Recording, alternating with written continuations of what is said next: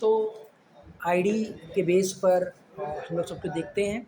अब क्वेश्चन ये है कि आईडी क्या चीज़ है? आईडी है आइडेंटिफिकेशन।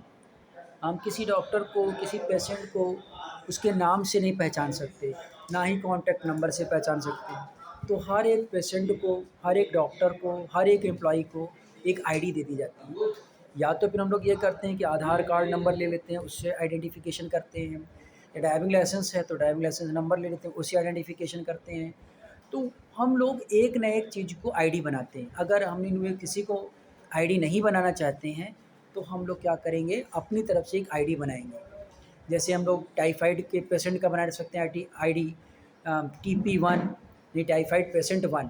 तो इस तरह से हम लोग हर एक डॉक्टर का इसे बना सकते हैं, DP1 जो पर्टिकुलर डिसीज़ का ट्रीटमेंट करते हैं, उसके अकॉर्डिंग हम लोग डॉक्टर का भी आईडी दे सकते हैं। तो आईडी से आइडेंटिफिकेशन होता है, और आइडेंटिफिकेशन यूनिक होना चाहिए। तो यूनिक टेबल में डालने के लिए डेटा को हम लोग यूज़ करते हैं प्राइमरी की। तो अगर हम लोगों को डेटा को यूनिकली डालना है कंप्यूटर में, तो उसके लिए हम लोग यूज़ करते हैं प्राइमरी की।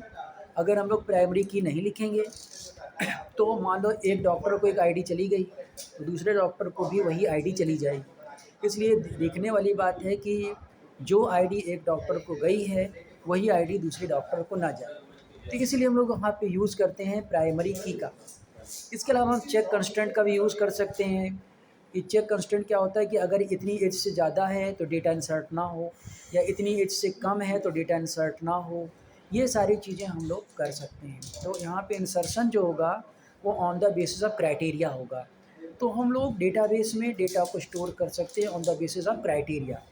इस तरह से डिफ़ॉल्ट वैल्यू भी डाल सकते हैं। मान लो डिफरेंट टाइप के पेशेंट देखे जाते हैं डॉक्टर के थ्रू, और एक जनरल रोग है, जनरल डिसीज़ है, तो अगर आप कोई कुछ भी नहीं डालोगे तो उसमें एक डिफ़ॉल्ट का ऑप्शन होता है, जिससे आप डिफ़ॉल्ट डाल दोगे तो डिफ़ॉल्ट से भी चेक हो जाएगा कि क्या डिफ़ॉल्ट से क्या हो जाएगा कि ऑटोमेटिक, अगर आप डालते हो डिफ़ॉल्ट मतलब जनरल पेशेंट है, तो आप उसको जनरल पेशेंट डाल सकते हो। यानी कि डॉक्टर अगर कुछ भी नहीं डालता है, कुछ भी इंसर्ट नहीं कराता है पेशेंट के बारे में, डिसीज़ के बारे में, तो ऑटोमेटिक लग जाएगा कि जनरल बीमारी, जनरल डिसीज़ है। तो उसकी कोई, तो ऑटोमेटिक फ़ीड भी कराया जा सकता है कंप्यूटर में। तो ये भी एक प्रोसेस है कि हम लोग ऑटोमेटिक फ़ीड भी कर सकते हैं। तो इस तरह से हम लोग रिकॉर्ड को सेफ रखते हैं। और रिकॉर्ड की हमें कभी फर्दर ज़रूरत पड़ सकती है कि मान लो कोई एक पर्टिकुलर प्रॉब्लम आ गई, जैसे हम लोग की कोरोना आई थी, तो कोरोना के समय जो है एनालिसिस की ज़रूरत थी। तो जो डिफरेंट टाइप के पेशेंट का डेटा को रिकॉर्ड करा जाता था, और सारे रिकॉर्ड को निकाल करके दिया जाता था डॉक्टर्स को, और डॉक्टर्स फिर क्या करते थे, उस पर एनालिसिस करते थे, और एनालिसिस करके बताते थे कि क्या क्या सिम्टम्स कॉमन आ रहे हैं, और क्या क्या जो मेडिसिन्स थी वो असरदार थी, कौन कौन सी इफ़ेक्टिव थी, वो सारी चीज़ों का एनालिसिस करा जाता है।